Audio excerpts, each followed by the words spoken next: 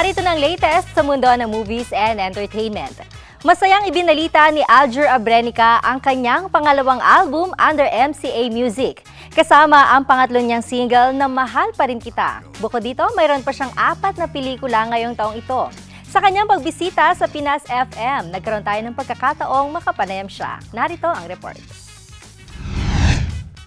Bukod sa pag-arte, naibahagi rin ng isa sa pinakasikat na aktor na si Aljur Abrenica ang kanyang passion sa singing at pagiging songwriter. Masayang nakakwentuhan at nakasama natin na si Aljur Abrenica na kung saan na-promote niya ang kanyang latest album na pinamagatang Mahal Pa Rin Kita na na-release kamakailan lamang. Ito sir, my album is self-titled, Aljur Abrenica Mahal Pa Rin Kita. About my album is mababalik sa mga batang 90s. Yes, sa mga batang 90s at sa mga kinagisna ng 90s dahil sa mga sikat na kanta noon, yung mga kinalakihan natin dahil sa mga magulang natin na kinaawit nila. Ito po siya. Maririnig niyo po yung ang aking rendition, delivery sa awitin na ito through my experiences. Hindi naging hadlang kay Aljur na ipagpatuloy ang kanyang musical journey, bagamat siya ay busy sa kanyang pagiging isang aktor. Sa katunayan, kahit may 4 na pelikula siyang ipinalalabas at ipalalabas ngayong taon, nagkaroon pa rin siya ng oras sa music industry at nakagawa pa ng kanyang bagong album. Ang kanyang album na Mahal Pa Rin Kita ay ang kanyang pangalawang album. Taong 2009 nang ilabas niya ang una niyang album.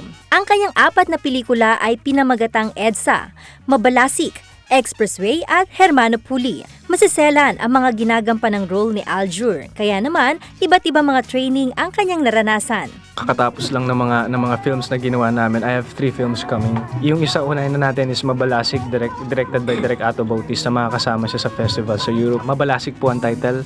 Second is Expressway. Yes, kasama po siya sa Sinag, Maynila. Magpe-premiere po kami sa April 21st. Sana po mapanood nyo ito. Ang pelikulang ito ay very entertaining. Ayan, ang mapapromise ko po sa inyo, pwede nyo po isama ang mga kaibigan ninyo. It's a story about sa ating mga buhay, kung gaano natin gusto mapabilis ang buhay natin. And then, Hermano Puli, I was given the chance na gampanan yung first Filipino hero natin na nakalimutan natin, which is si Hermano Puli. Taga Quezon Province po si Hermano Puli. Siya po ang unang Pilipinong umaklas laban sa mga Espanyol. Sa kanyang sunod-sunod na tagumpay at mga proyekto, lubos niyang pinasasalamatan ang lahat ng sumusuporta at tumutulong sa kanya upang mapagtagumpayan ang kanyang mga proyekto.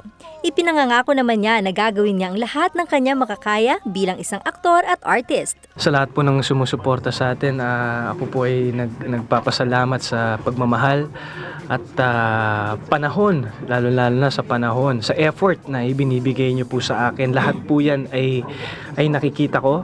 Hindi man po ako maboka, masalita sa social media, pero lahat po yan ay nababasa ko at lalo-lalo na nararamdaman ko. So maraming salamat at ang may papangako ko sa inyo, mga magagandang pelikula at magagandang awitin at magagandang programa na darating pa. Sa March 13, nasa SM Mega Mall si Aljur para sa kanyang in-store CD signing at album tour.